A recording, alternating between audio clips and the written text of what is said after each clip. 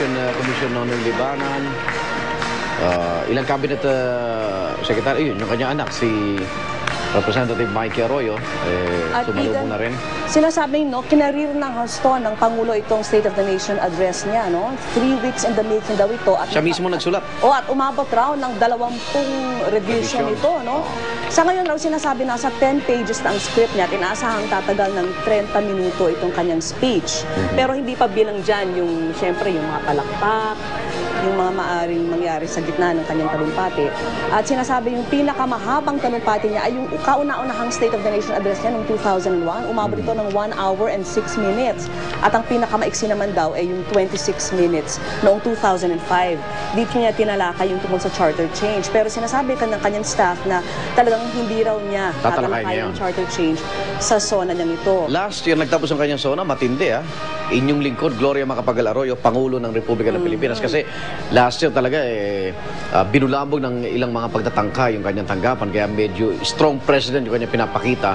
Pero ngayon inabot naman tayo ng iba't ibang krisis. Kaya inaasahan natin mga ilang policy ng Pangulo, kaugnay ng mga resolusyon, kaugnay ng mga presyo ng ating mga pangunahing bilihin, lalo na yung petroleum products. Pero ang inaabangan dyan, kung bibigyan niya ng daan itong pagpapaliban nitong nakatakdang arm election, dahil may nagsampanan na tatlong kongresista sa ikli ng panahon, sinasabi nga baka i-certify as urgent ito dahil naiipit yung usapang pangkapayapaan sa pagitan ng gobyerno at ng Moro Islamic Liberation Front. So hindi natin alam kung ito ilalambing o ililigaw ng Pangulo na kahit paano aprubahan na sa lalong madaling panahon. Dahil sa mga nakaraang SONA niya, ito rin ang parati niya pinag-usapan, yung peace and order. Pero ngayon daw, ang magiging priority niya ay kung paano makikinabang ang mahihirap sa mga proceeds ng value-added tax. At pag-usapan rin niya siyempre yung kanyang National Social Welfare Program na pamumunuan nga ni dating NEDA Director General Romulo Neri. Okay, sa ngayon kapansin-pansin yung parang binili na kailangan Pangulo siya lang may ganung kulay para kitang-kita. Oo, talagang hindi rin siya nagsuot ng fuchsia pink sa mga nakaraang SONA. Kasi naalala ko, meron siyang suot na yellow, may blue, meron pang turquoise sa nakaraan. Pero ngayon lang siya magsusuot ng fuchsia pink, no? Na damit. Nagawa nga ng kanyang favorite designer na si JC Buendia. Pero noong 2005, yung kulay na yan, yan yung kulay ng mga oposisyon, yung bulaklak, kung matatandaan mo. Yung peach. Ayan. Pero fuchsia pink naman yan. Fuchsia pink yan. Sa PV ko. Laban sa Blue Ribbon. Fuchsia pink ang atsura niya. Tsaka kalamansi ni Congressman Huay Cora. Ngayon, hindi naman natin alam kung ano Senator Gordon. Alam ko may ilang senador din na hindi yata dadalo din yan. So, Senator Congressman Iggy Arroyo, nakita natin. At ngayon, papunta na siya sa Roswell para i-deliver ang kanyang 8th State of the Nation address. At magkasabay na tatanggapin siya nitong sina Senate President Manny Villar at House Speaker Prospero Nograles para opisyal na buksan ito pong joint session na ito ng Congress para dinggin ang kanyang SONA.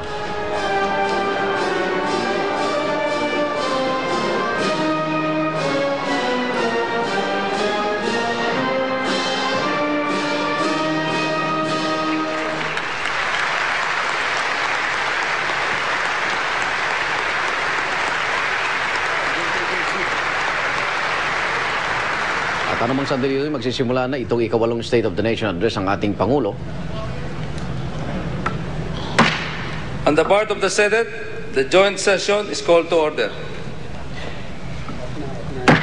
On the part of the House of the People, the joint session is called to order.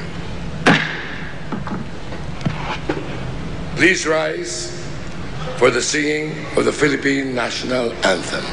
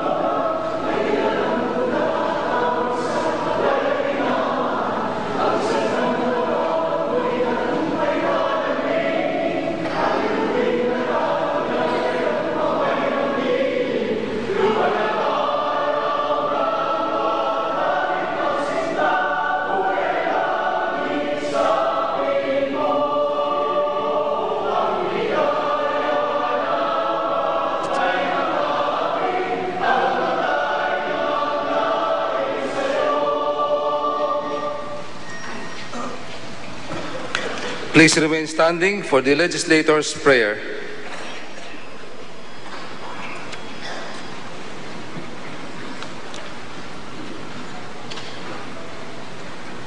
Panginoong Diyos, mapagpalang may kapal, pinagbubunyi namin ang iyong kadakilaan. Buong puso kaming nagpapasalamat sa mga biyayang inyong ipinagkaloob sa aming bayan at sa buong isang sinukob. Inihiling namin ang inyong patnubay upang may sagawa ang mga sinumpaang tungkulin. Bigyan mo po ng liwanag ang aming mga kaisipan, gawing mapagbago ang aming mga kamalayan, at higit na patibayin ang aming paninindigan upang manatili kaming tapat mong mga alagad sa paglilingkod sa sambayanan. Pag-alabin mo po ang aming pagkakaisa. Gisingin mo at patiningin sa bawat Pilipino ang diwang mapagmahal sa kapwa. At nang aming makamit ang kapayapaan at kaayusang panlipunan na siyang mga tunay na batayan ng kaunlaran sa aming bayan. Basbasan mo po at gawing sandigan ng katarungan, ng matuwid at ng katotohanan ang bawat halal na mambabata sa aming bayan upang sila ay magsilbing tagapaglinang ng mga batas na tunay na magsusulong sa kapakanan ng sambayanan at ng mga kaisipang malikhain at mapagpalaya upang makamit naming lahat sa bayang Pilipinas na aming minamahal ang mga biyayang dulot ng tunay na demokrasya. Ang lahat ng ito'y aming ipinapanalangin sa ngalan ng sambayanang Pilipino, kasabay ng aming mabunying pagpupuri sa inyong kalwalatiang walang hanggan. Amen.